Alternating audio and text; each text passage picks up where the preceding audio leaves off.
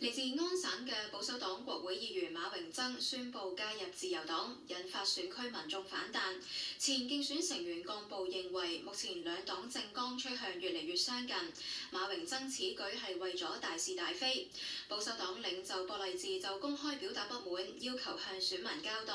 眾議院執政黨領袖麥金龍就話，仲將會有保守黨議員因為對博勵治嘅不滿醞釀出走。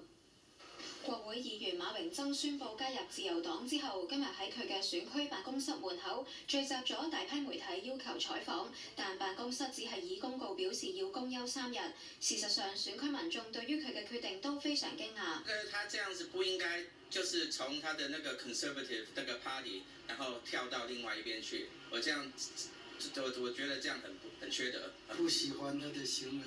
自由黨已經在加拿大統治了10餘年了。你看看加拿大是變好還是變壞？你要拿出一個確切的一個原因來告訴我們，你到底是為什麼你要從保守黨轉到自由黨去？安省萬錦於仁村選區嘅聯邦國會議員馬榮曾，今年喺聯邦大選中以超越自由黨對手2000幾票勝出。12歲就喺香港移民本國嘅佢，曾經喺金融同商界任職。佢喺聲明中強調，自己係喺參考選民意見以及同屋企人深入思考國家未來走向之後做出決定。相信卡尼政府嘅政策能夠回應民眾訴求，降低生活成本，促進經濟發展。